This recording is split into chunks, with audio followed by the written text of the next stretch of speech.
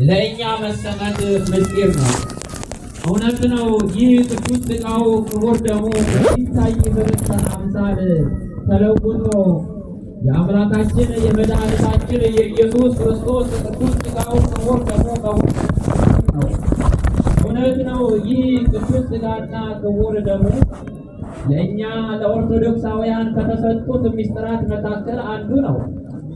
ይህ ቅዱስ ሥጋው ክቡር ደግሞ እኛ በንጽሕና በቅድስና ሆነን ብንቀበለው ግሩም ምስጢርን የሚገልጽ ነውና ታላቁ አባት ምስጢር ብሎ ተናገረው።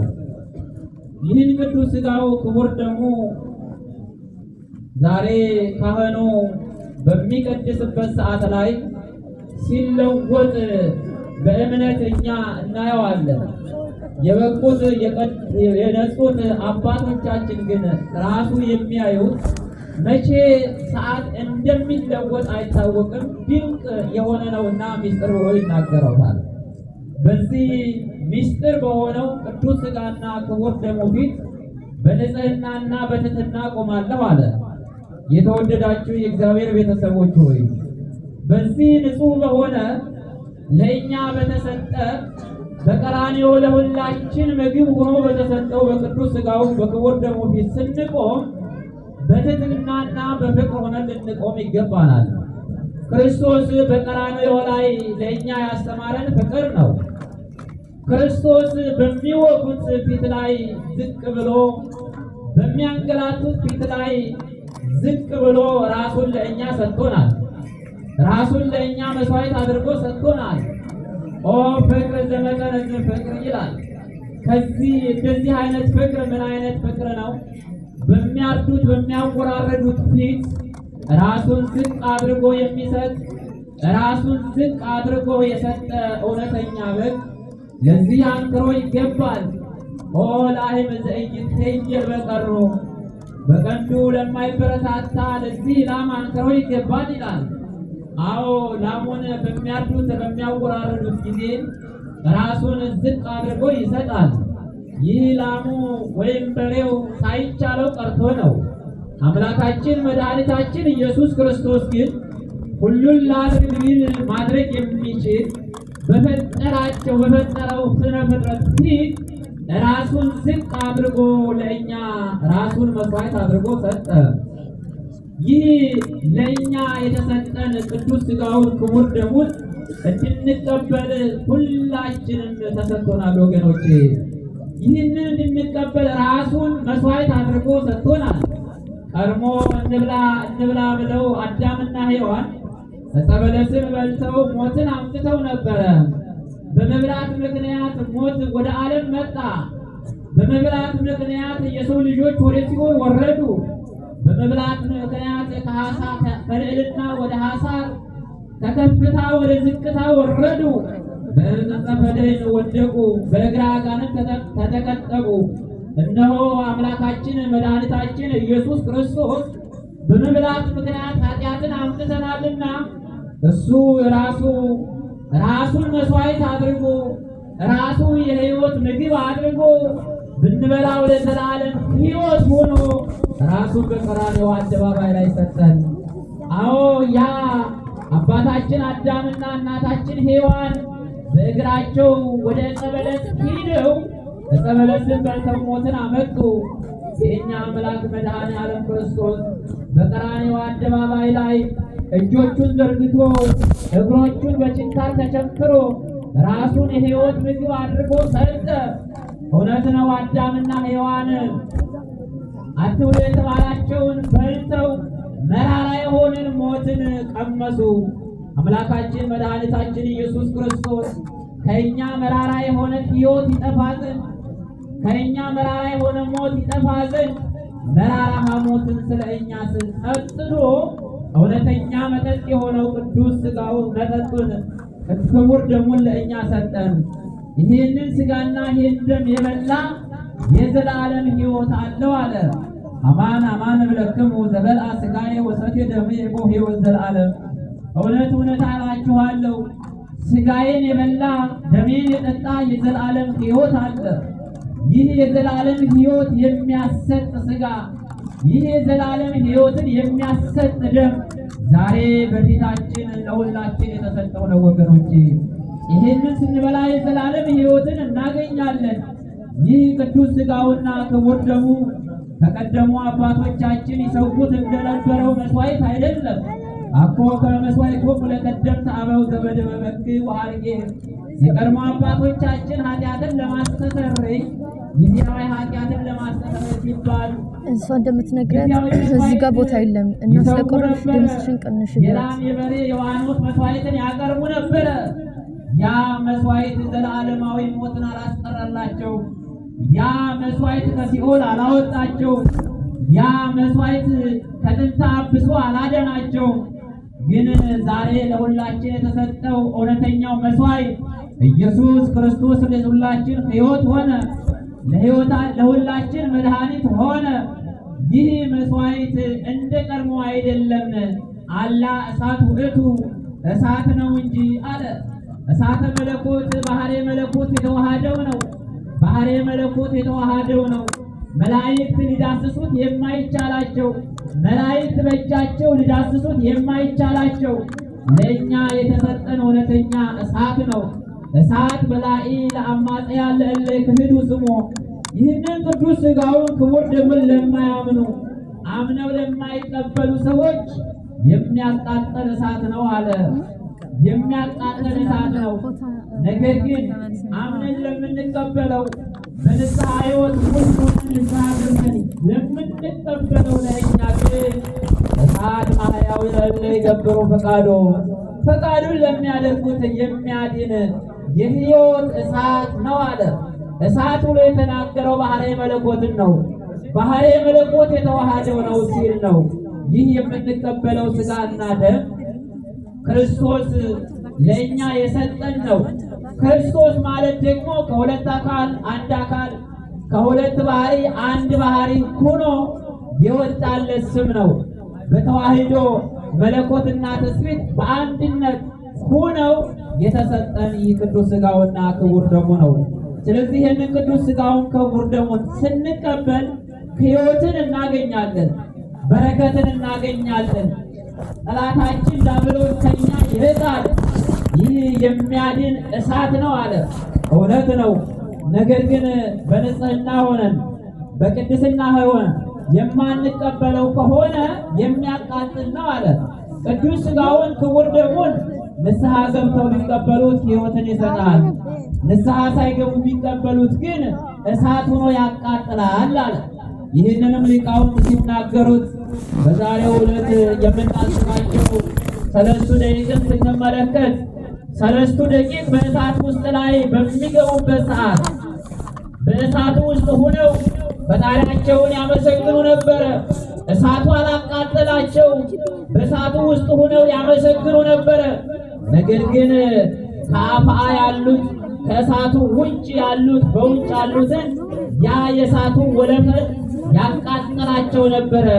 በተመሳሳይ ይህ ቅዱስ ሥጋው ክቡር ደሙ በንስሐ ሆነን ንስሐ ገብተን ከመምህረ ንስሐችን ጋር አባታችን ጋር ተነጋግረን ብንቀበለው እንደነ ሰለስቱ ደቂቅ ሕይወትን አግኝተን እርሱን የምናመሰግንበት ከእርሱ ጋር አንድ ሆነን የምንኖርበት ነው።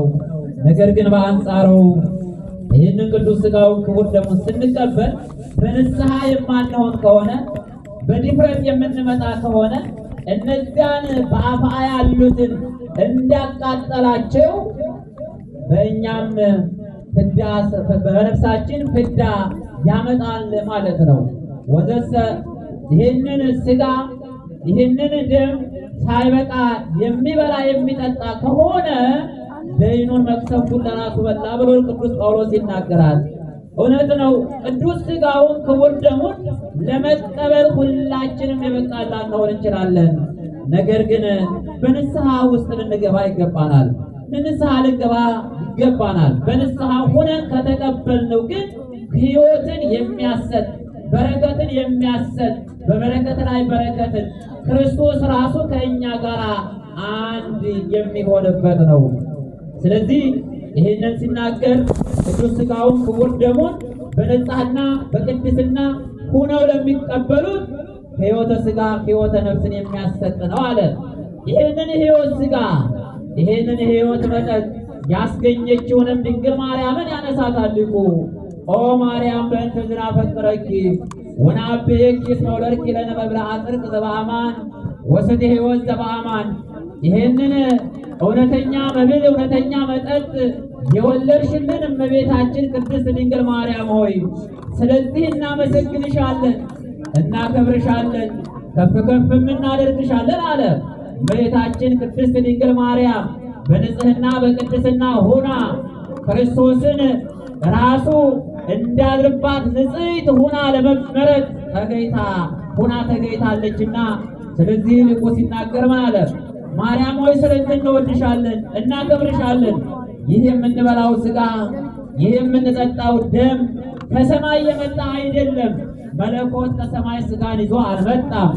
አንቺ ንጹሕ ሆነሽ በንጽሕና በቅድስና ሆነሽ ቢያገኝሽ ሊዋሃድሽ ነው እንጂ ተዋህዶ የሰጠኝ ነው ብሎ ይናገራል። አዎ በአማን ነጸረ እግዚአብሔር አብም ሰማይ ምስራቀ ወምዕራበ ሰሜነ ወደቡበ ወውስተ ኩሉ አጽናፈ ምድር። እግዚአብሔር አብ በልዕልና ሆኖ በንጽሕና በቅድስና ያለ እንዳለ ብሎ ተመለከተ። አስተንፈሰ ወአጤነ ወይረከበ ዘከማኪ ሻመረመረ።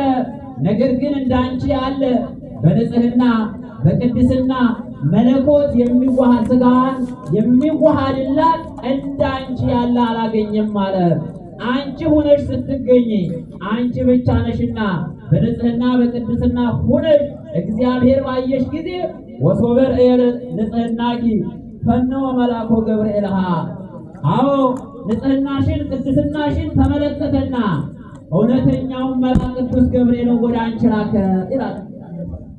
መልአከ ሐሰት ያይደለ መልአከ ጽድቅ ተራ መልአክ ያይደለ ባለሟሉ መልአኩን ቅዱስ ገብርኤልን ወደ እመቤታችን ወቅድስት ድንግል ማርያም ዘንድ ላካት። ወደ እመቤታችን ዘንድ ላከ። እርሱ ከእሷ እንደሚወለድ እንደሚጸነስ ያበስር ዘንድ ይህ ምስራታዊ መልአክ ዓለም ሁሉ እንድን የሚሆንበትን ቃል ይዞ የመጣ ነው።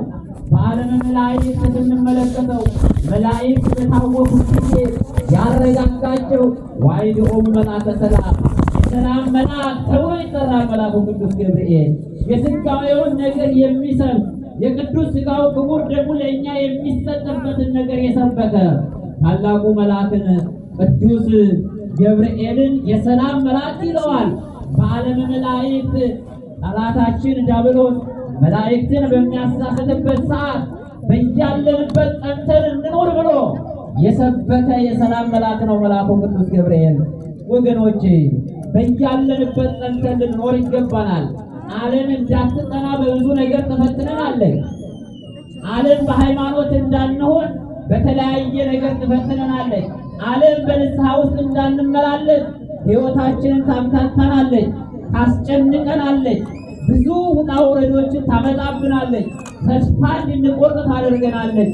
ነገር ግን መላእክት እንኳን በተጨነቁበት ሰዓት ተስፋ ያበሰረ መልአክ ቅዱስ ገብርኤል ከእኛ ጋር ነው። እርሱ እንዲህ አለ፣ ንቁም በህላዌነ እስከንረክቦ ለዘፈጠረነ። የፈጠረን አምላክ የማይተወን አምላክ ነው። የፈጠረን አምላክ የሚያጽናና አምላክ ነው። የፈጠረን አምላክ ፍጥረቶቹን ወደ ኋላ የማይል ነው። የፈጠረን አምላክ በምንራብበት ሰዓት ላይ ራሱን ምግብ አድርጎ የሰጠን ነው። የፈጠረን አምላክ በተጠማን ሰዓት ራሱን መጠጥ አድርጎ የሰጠን ነው።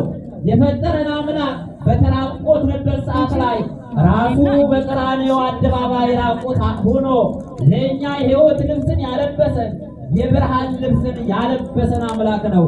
ስለዚህ ወገኖቼ በያለንበት ጸንተን ልንኖር ይገባናል። ጸንተን እንቆም አለ መልአኩ ቅዱስ ገብርኤል። ይህ መልአክ ይህንን ያደረገ ያበሰረ የምስራች መልአክ ነው። ይሄንን በማድረጉ እግዚአብሔር አምላካችን እንዲህ አለና የደስታ ቃል ነገረው፣ ሽልማት ሰጠው። ሁር አብስራ ለወለተ ሐና የሐናንን ልጅ ድንግል ማርያምን አብስራት፣ አምላክ ሰው እንደሚሆን ንገራት አለ። የሚገርም ነው ወገኖቼ። ይህ ቃል ድንቅ የሆነ ቃል ነው። ይህ ብስራት ድንቅ የሆነ ብስራት ነው። መልአኩ ቅዱስ ገብርኤል መጽናትን መረጋጋትን ባለንበት ጸንተን መቆምን ስላስተማረ ድንግል ማርያምን አምላክ ሰው እንደሚሆን ሰው አምላክ እንደሚሆን ረቂቁ እንደሚገዝፍ ግዙፉ እንደሚመላ ያ ድንቅ የሆነ የተዋህዶ ምስጢር እንዲያበስር ተመረጠ። ለዚህ ነው አሪያ ገብርኤል ማለት ሰው የሆነ አምላክ ማለት ነው ብሎ ሊቃውንት በማለቱ ሲያመሰግኑት የነበረ። የስሙ ትርጓሜ ከሥጋዌው ጋር አንድ የሆነ ነው።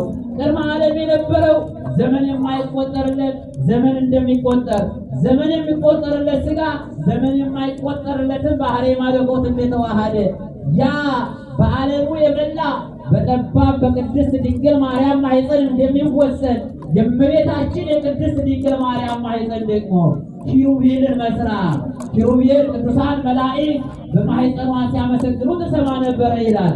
ድንግል ታጸንዕ ርእሳ መንገለ ከርሳ ወተሰምዕ ቅዳሴ መላእክት ከመውላዲተ አምላክ ይእቲ። ድንግል ማርያም የአምላክ እናት ናትና አምላክን የወለደች ናትና በማኅፀኗ መላእክት ስነ ፍጥረታት በሙሉ ያንን ቅድመ ዓለም የነበረውን አምላክ እርሷ ጸንሳው ሳለ ቅዱስ ቅዱስ ቅዱስ እያሉ ሲያመሰግኑ ያን ጊዜ የመላእክትን ምስጋና ተሰማ ነበር አለ።